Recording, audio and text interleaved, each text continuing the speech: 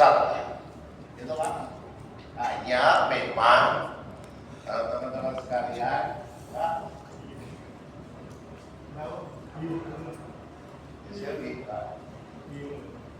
Hanya pasti kalau penghantaran RAPBN dengan 500 miliar dana keistimewaan ini tidak berubah, maka akan terjadi kontraksi APBD yang luar biasa. Tapi diskusi ini tidak sekedar untuk merengek-rengek itu tidak, tetapi memang harus ada diskusi bagaimana ketika 500 miliar ini posisinya tidak berubah, karena pastinya ada beberapa program reguler yang kemarin digeser ke dana keistimewaan tidak mampu, maka akan kembali ke asalnya. Nah, ini kontraksi anggaran 2026 ini perlu dicermati. Maka ini yang harus memutar otak itu ya Pak Frida sama Pak Niradi untuk saling koordinasi. Saya kira hari ini kita tidak sedang menyalahkan siapa, begitu, walaupun dari teman-teman kemarin sudah ada yang soal dengan masuk dalam di Monggo. Masuk dalam prinsip tidak akan merengek-rengek ke pusat, tetapi kalau ada teman-teman DPR yang mau koordinasi dengan temannya yang di DPR RI sana atau eksekutif di pusat sana, dipersilahkan saja. Ini hanya semua. Kalau kemarin sudah ada persoalan dari teman-teman Gerindra, saya kira dari fraksi-fraksi lain ya boleh soal dengan masuk dalam. Saya kira keistimewaan bukan milik salah satu partai. Saya kira itu. Tapi ini milik semua.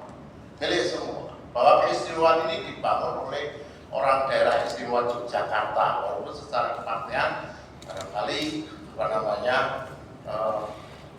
ada juga partai yang waktu itu tidak setuju. Maka jangan sampai ada klaim partai yang merasa berjuang. Tetapi ini menjadi kewajiban kita bersama, karena teman-teman di fraksi juga punya teman di DPR RI sana. Kami di PDI Perjuangan, bahkan ketua banggar dari PDI Perjuangan. Kita punya Mas Arif itu ya punya dari PAN, teman-teman Komisi D juga banyak yang datang. Nah, ini menurut saya ini menjadi salah satu tanggung jawab kita bersama. Ewot ini bahasa Indonesia apa? Jebule. Ewot ini jebule. Gek manakala menari itu masih tetap, ya mari kita koreksi bersama, walaupun pasti kita akan fokus terhadap skala prioritas. Pasti ada beberapa pos anggaran yang akan bergeser. Maka besok di RAPBD besok pasti bicara mesti pergeseran. Kalau penghantaran RAPBN tidak berubah dari 500 miliar, maka siang hari ini sungguh diskusi yang luar biasa. Mungkin satu ya Udroso ya lain. Yang kedua adalah bagaimana mensiasati keterbatasan anggaran hari ini, tetapi bahwa hak-hak wajib tetap tercapai. Gitu ya Pak. Bu, ini ya.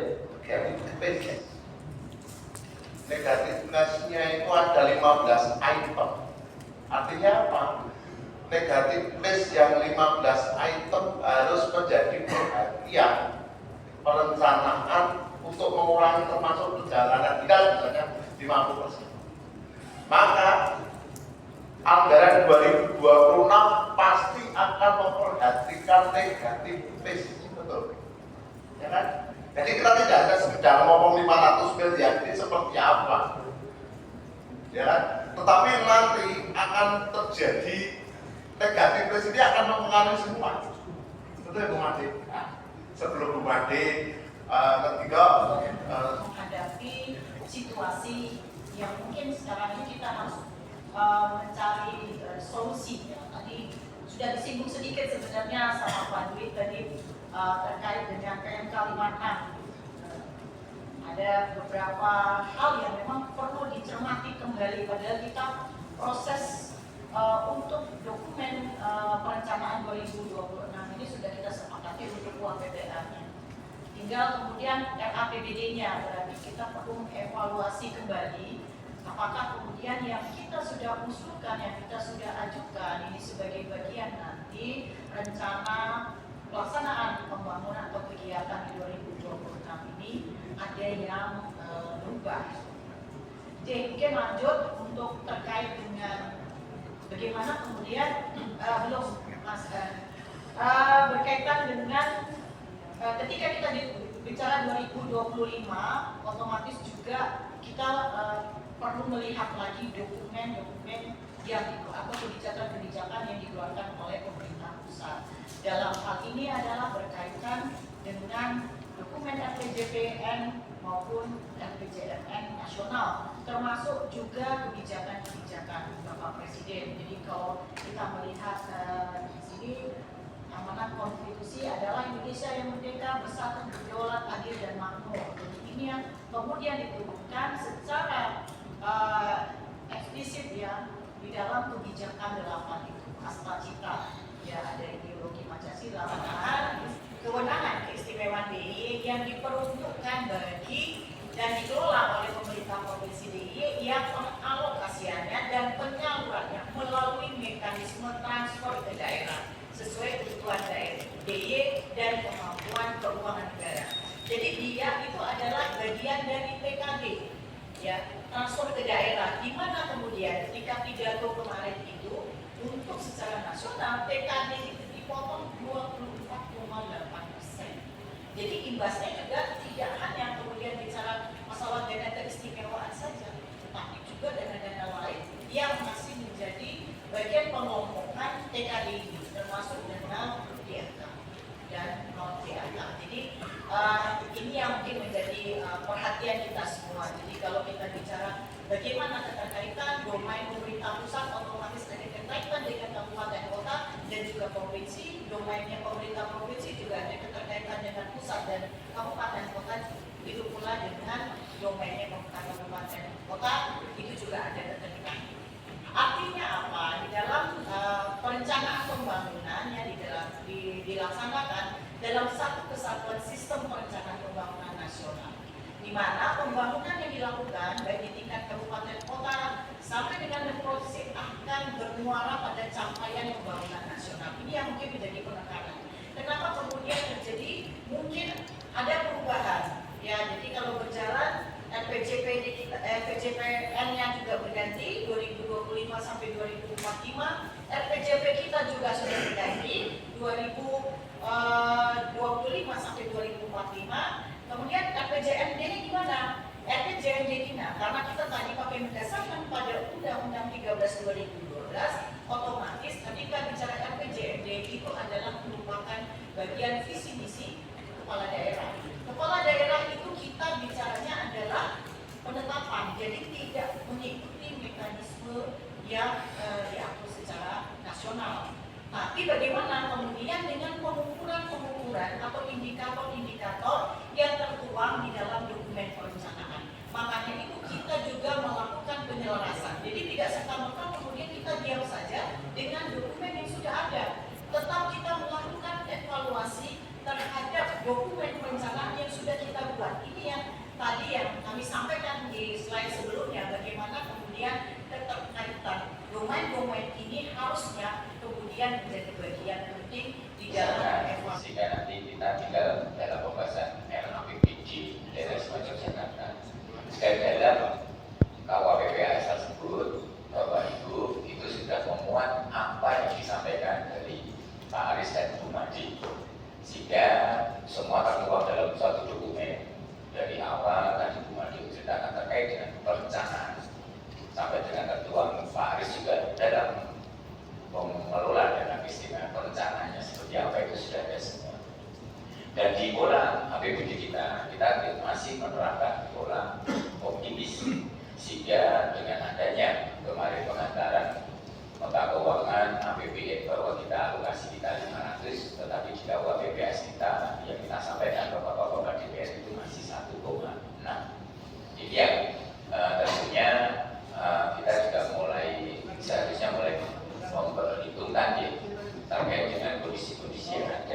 memang kenapa pemerintah melakukan hal seperti ini? Tentunya pemerintah pusat juga punya program prioritas yang kita tahu ini ketahui bersama. Pemerintah pusat mengharapkan bahwa Indonesia itu menuju tahun 2045 nanti tahun Indonesia emas itu kita angkatan muda kita itu dalam kondisi yang baik semua, stunting kita tidak ada, tentunya ada MDG dan kemudian diperkuat dengan adanya koperasi gratis juga. Tentunya ini semua bertujuan untuk masyarakat semua, tetapi konsekuensinya kan pasti ada. Otomatis yang berkurang terkait dengan dana-dana ini kan tidak sukses saja sebetulnya. Kalau kita lihat dalam penganggaran itu, dana transfer ke daerah itu juga berkurang secara nasional. Otomatis semua daerah provinsi itu berkurang juga. Karena kebetulan di dana keistimewaan itu adalah dana yang khusus ya, jadi kelihatan sendiri langsung. Kalau itu bagian dari dana, sebetulnya dana keistimewaan itu juga dana transfer. Jadi sama dengan DAK, DAU dan yang lain, tetapi karena ini spesifik dana keistimewaan akhirnya muncul sendiri dan langsung kelihatan. Tapi yang tidak kelihatan ini juga banyak. Kalau DAK, DAU itu masih total, sehingga kita nanti mendapatkan alokasi berapapun itu juga masih kita tanda tanya juga.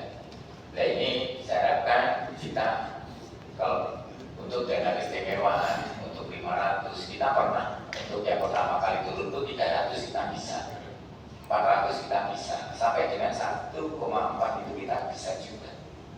Jadi kita harapkan apa yang terjadi di depan ini, kita juga harus memperhatikan prioritas nasional dan prioritas daerah tentunya.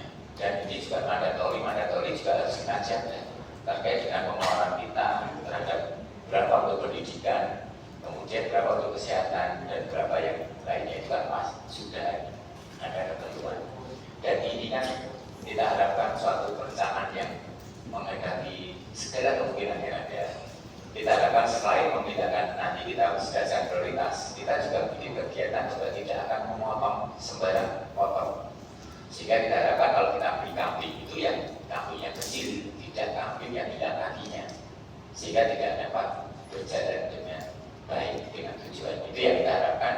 Bersikapan terhadap berapapun nanti dana keistimewaan turun, dana transfer yang lain juga turun. Karena kalau kita lihat dalam pengacaraan itu turun semua. Ini kita harapkan kita bersifat bisa lincah, agile terhadap anggaran dan pendapatan kita. Jadi selain kita mengoptimalkan pendapatan asli daerah, yang kebetulan di daerah seperti Jakarta itu kan kita tidak mempunyai tambah, tidak mempunyai sesuatu yang menjadi bisa menjadikan kita mandiri terhadap pendapatan. Jadi kita ketahui bersama pendapatan yang paling besar kita itu dari pendapatan dari kendaraan bermotor, pajak kendaraan bermotor. Jadi paling besar adalah dari sana. Dan itu pun sudah terkurangi dengan adanya Undang-Undang 1 2024 terkait dengan KPD, hubungan pusat keuangan pusat dan daerah. Dan tentunya sharing ke daerah ke kabupaten menjadi lebih besar, otomatis pendapatan di provinsi pun berkurang. Ini yang tapi tentunya kan secara keuangan secara total provinsi itu sudah tidak ada perubahan, cuma alokasinya aja. Nanti dipindahkan ke kabupaten juga akan sama, dia membangun juga pasti untuk wilayah daerah seperti Jakarta. Sehingga dengan adanya RAPP rencana, RAPP yang mungkin kita berkurang dana transfer baik untuk dari maupun yang lain, tentunya kita juga harus bisa mensikapi ini dengan bijak, sehingga kita harapkan tujuan daerah juga masih bisa kita jalankan. Apa yang disampaikan ke pusat pun juga seperti itu. Tetapi kita juga mulai berpikir nanti nextnya itu bahwa kita juga bisa berbuat sesuatu dengan dana keistimewaan itu tadi yang disampaikan oleh Pak Pati, itu juga sudah bagus sekali. Jadi artinya kita nextnya nanti what to do next. What to do next itu kita satu cita. Kalau kita memang sekarang di pemerintahan Prabowo, ya kita harus selaras dengan Bappenas, dari Menteri Keuangan dan lain sebagainya. Tetapi juga kita mulai memikirkan rencana-rencana termasuk aerotropolisnya kita dan juga pusat ekonomi yang ada di kota dan juga di Sleman yang memang sudah cukup kuat juga, walaupun tidak meninggalkan ya Bantul dan Gunung Kidul, tetapi itu yang potensi ekonomi yang real, yang kalau kita berhitung dari semua sisi itu yang real. Jadi memang semuanya itu 5 kabupaten kota itu memang oke, tapi kita harus fokus juga di masalah sisi perdagangan secara komprehensif, dan juga kita sekarang semuanya sudah berbasis AI. Kita juga bisa membaca di bandara di Dubai, bandara di Singapura, perilaku turisme, perdagangan itu bisa terbaca melalui AI semuanya. Nah, kita sudah berbicara tentang smart province, tapi kita harus mulai mengikuti perkembangan AI ini karena AI bahwa dana keistimewaan itu semacam giver atau imar. Jadi usulan kita ke pusat, kemudian di ACC, kalau sesuai usulan di ACC no problem, tinggal dilaksanakan. Nah sekarang pagu yang kita usulkan 1,6, kemudian mau di ACC berapa? Itu bayangan saya itu yang dihilangkan atau yang anggaran yang tetap ada program kegiatannya itu tentu terkomunikasi dengan baik dengan Pemda. Itu bayangan saya. Maka pertanyaan saya Pak Maris, setelah pengantaran ini sampai dengan diputuskan itu, apakah ada forum Pemda ini dengan Kemenq atau dengan pemerintah pusat itu membahas, atau hanya meskipun tak pakai 500 miliar nih bulan kopo kewenangannya yang dicoret yang mana, yang tetap sekali di mana. Ini mungkin perlu disampaikan informasinya karena ini kami belum paham. Hanya mungkin punya pandangan Pak. Tadi yang disampaikan Pak Anies, kami garis bawahi kalau memang ada kewenangan kita atau tidak ikut serta kita, maka yang untuk kepentingan publik, pelayanan publik itu memang harus kita utamakan, harus kita bisa memilih. Yang pertama pertanyaannya. Kemudian yang kedua, karena ini terkait erat saya kira dengan pergub kita, pergub 131 tentang grand design keistimewaan. Jadi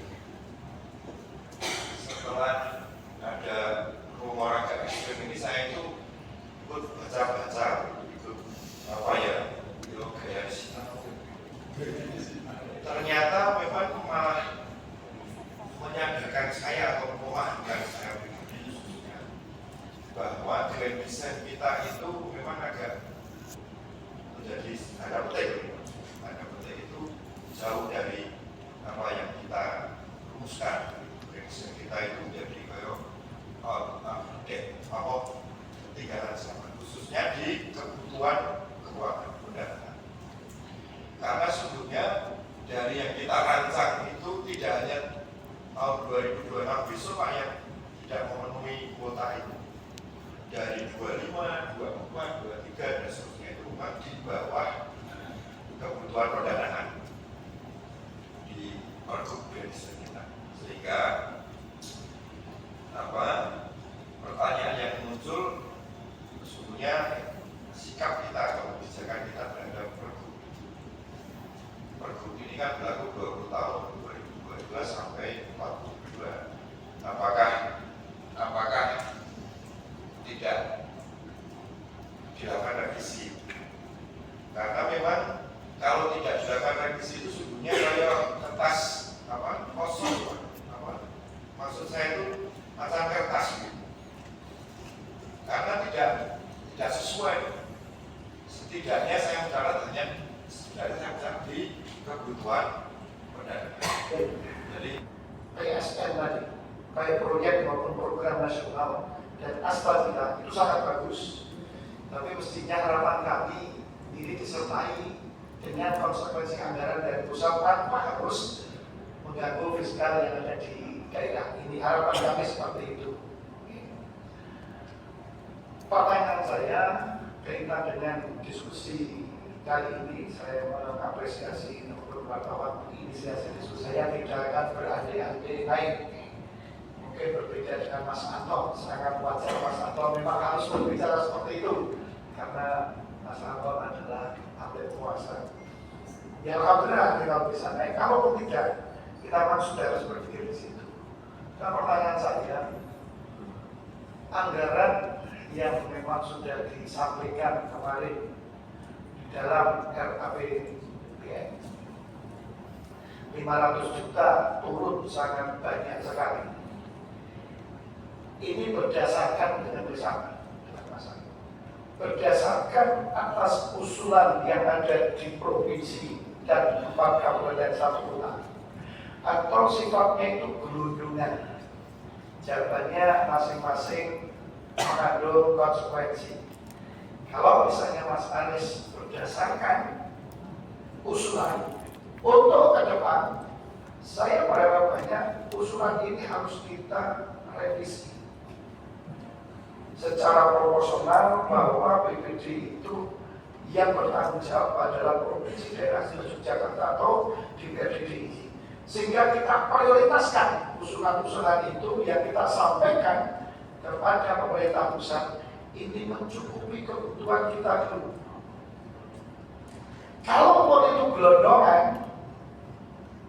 usulan kami, pertanyaan dan usulan, ini kalau bisa kita cukupkan dulu untuk kepentingan kita yang ada di provinsi ini. Saya kemarin sempat diskusi, Mas Anton. Maka dalam keistimewaan untuk mengatur keistimewaan, ini jangan-jangan filosofi ini sudah bergeser antara pusat dan daerah. Maka ketika daerah membuat perencanaan, perspektifnya pusat mungkin berbeda. Ini harus dimotong. Saya kira Jakarta masih melihat Yogyakarta sebagai Yogyakarta yang istimewa. Tetapi kalau kita melihat tentang nominal anggarannya, wah bisa repot. Makanya harus ada perspektif antara keistimewaan yang kita tahu dan pusat itu harus klop. Maka pasti ada konsekuensi dana keistimewaan yang bicara mengatur pemerintah. Terima kasih. Baik.